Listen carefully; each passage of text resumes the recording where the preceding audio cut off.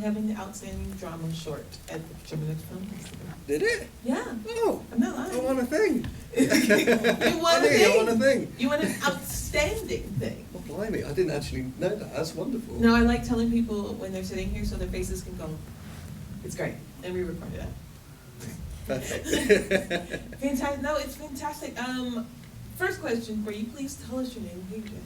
Oh, I'm Maximilian, and did Out of the Fire, and it's based on my own experiences, and yeah, it was pretty cobbled together, to be honest. I was sort of writing the script on the day of the shoot and just doing my best to bring it together because we didn't really have a budget or crew, and I desperately wanted to sort of have like a proof of concept, and I wanted to sort of come to the stage and sort of come with something and be like, oh, this is the thing I did, and yeah, it was a real cluster, to be honest, because I was, like you said earlier, I was juggling way too much, and I wish I had people to delegate things to.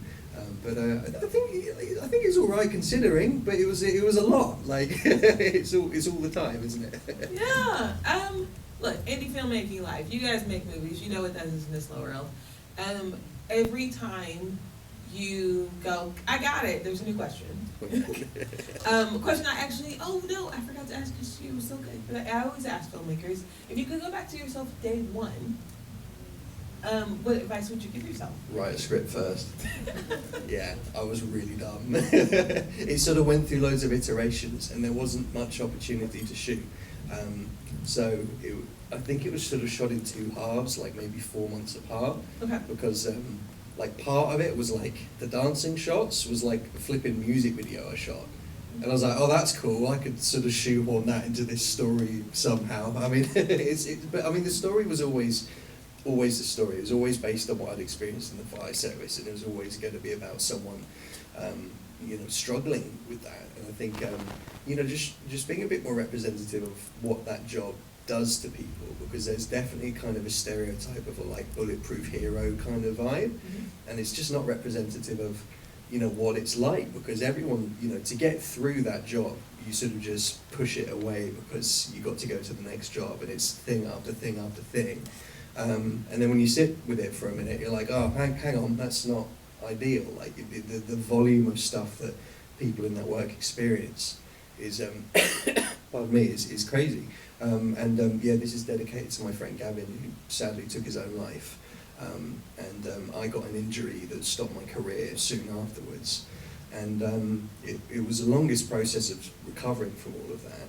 And on the other side of it, I couldn't do the job I loved anymore, and I thought, well, I got to stop what happened to my mate happening to anyone else.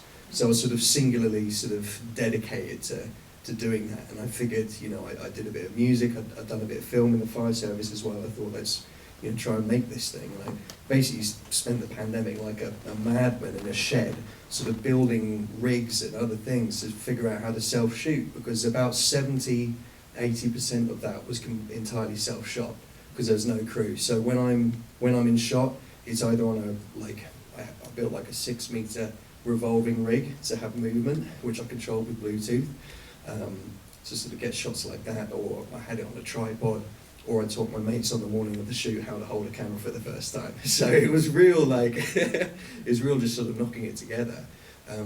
But I'm just so lucky because the local community in the village sort of came together to help make it happen, which was lovely.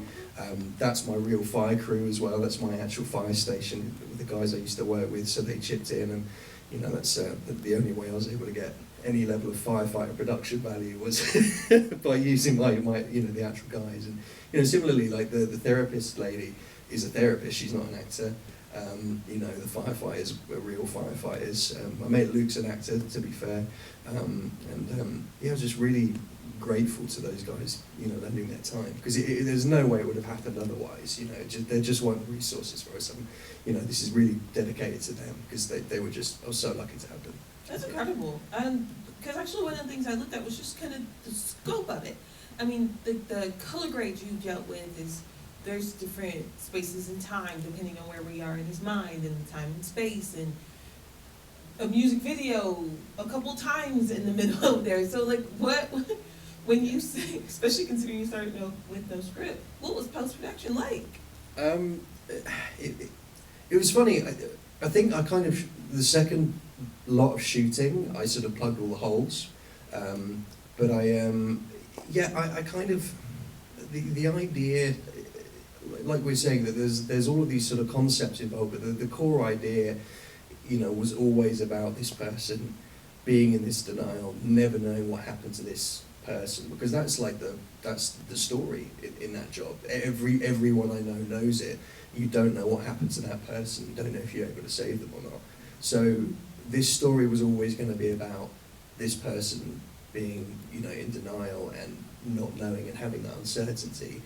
And there was always going to be, you know, a resolution where, you know, they discovered that person was actually okay. I don't know.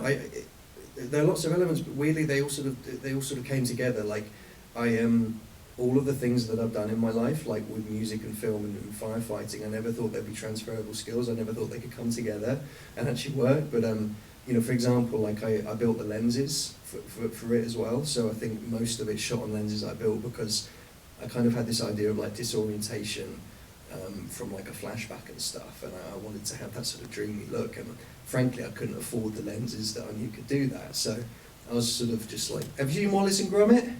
Yes. Yeah, so I love Wallace and Gromit, like Wallace is like my favourite, and so It's so not the movie I would have thought you would have been like, let's talk about Wallace and Gromit. Well, like him, I just sort of spend time in a shed doing weird stuff and making odd things that, you know, kind of came together, and similarly with the music, I wrote all of the music for it, because that was my my background before the fire service, and you know, similarly trying to sort of tie a kind of cohesive vibe together through all of these silly sort of mediums that I was kind of clunking together a bit. That was the challenge in post, really, was to try and tie it together. And the editing was disgusting. It's really like, never edit your own thing, is what I would say. That's the thing I learned. I'd never edit my own thing again. Yeah. Yeah, I'm gonna be honest, I'm super intimidated right now. My first short, I was like, we finished it. I definitely wasn't like, I'm gonna build some lenses, making this happen. Just the pure fact that we got through it, I was like, nailed it, did it. I mean, first of all, just so much kudos to you for being like, we're getting this done and we're gonna make it happen. If you went back to yourself, we already talked about bringing people in. Don't edit. God bless. We got an editor right up here. God bless you, editors. The Lord knew what He was doing when He created you. Yeah, it was great. It was great. I want to watch it again.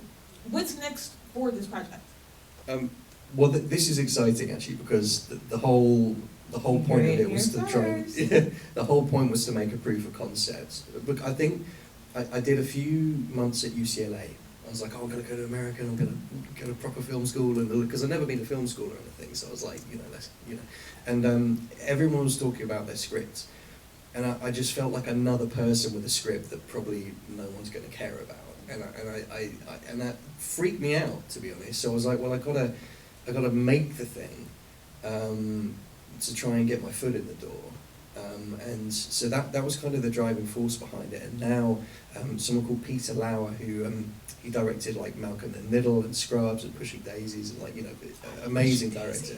Yeah, he's basically partnered with me to write the feature length, and we're basing it in LA. And yeah, and essentially, you know, that there's a real well-being crisis in the fire service. It's even worse here after everything that's happened as well. LA's, I think, 2,400 firefighters short of being operationally safe. You know, the suicide rates, the divorce rates, everything. Like it's you know, I think the saddest thing for me is, as a firefighter in the UK, going elsewhere in the world and thinking, oh, it must be different. Surely they've got a better way. And it just, you know, there's still like I think that if the public knew a lot of stuff and the public knew how much more support they needed, there'd be a bigger push to support them and everything. So that's what we're trying to do with this film. We've spent a year researching and talking with various firefighters from all departments in the US to understand, you know, what are the core things you'd like the public to understand for us to weave into the heart of this film, so we can make something that truly does solidarity for you, and also like raises and can potentially change some things to really benefit you guys. And that's that's been our mission basically. So that is, you know, nearly written. We're trying to do a lot with it. That's the problem. Like, I never go into these things thinking, oh, this is going to be ambitious. I just sort of go in thinking like, oh, this is what we need to achieve, and then before you know it, it's kind of a bag of cats. But you know, we really that's what we're working on at the moment. So it's exciting, but it's daunting because you know, I've never done a feature film before, but I'd also never done a short film before. So And you can't say that anymore. yeah. And now it's award-winning short film. Thank you. Yeah, I just fingers crossed. And I think just, you know, also saying to anyone who's interested, if any of this speaks to you as well, you know, come find me, say hello, and like, you know, it's all about connecting with people, and you know, I just hope we can do something good, put something out there that helps a little bit. That's the goal really. So. It's amazing. Itching, burning questions. You right in the middle. Did you find it, since you were so like one man band often, were you kind of constantly, you know, shooting stuff going into like some kind of edit stage, and then figuring out like what else you needed? Like, did you kind of like shoot and cut as you went along, or did you like kind of gather everything and then get official? Oh, yeah, definitely taking stock after a shoot day and seeing what we got. I mean, it was a bit scary because there was definitely a sense of we only get one shot of this. You know, the only thing I paid for was people's time. That's all I could afford. So you know, it was. Which I should have been way more organised, shouldn't I? The more I talk, I'm like, why didn't I write the thing first? But yeah, I think that. You know, after a shoot day, going through the rushes, being like, you know, what's there, and then building, exactly as you said, building, you know, the next block of shooting based on what was or wasn't there was kind of the only way to do it. But yeah, it certainly wasn't it wasn't a smooth process. I wouldn't sort of recommend doing it the way I did, because it was from a place of not knowing what the hell I was doing. But yeah, I think. Yeah, just taking stock of what you've done and then trying to, as I said, plug those holes really. I mean, the beauty of having a script and going into something is you can, you know, you've set yourself up to plan it properly, and I did not set this up to plan it properly at all. But yeah, I got the hardest bits out of the way though, like the firefighting scenes and things. I was like, that's our one opportunity. That has to be like this. These are the shots we need. This is what that day needs to achieve.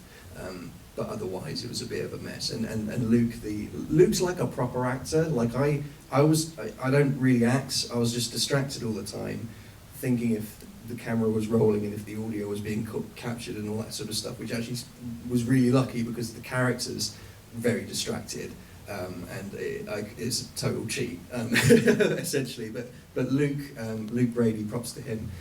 He's an incredible actor, and he was, even when we were doing our scenes, I was like, hey man, like, can you help me out a bit? Like, what do we need here? So, yeah, it's a bit like, oh, is that? Are they off?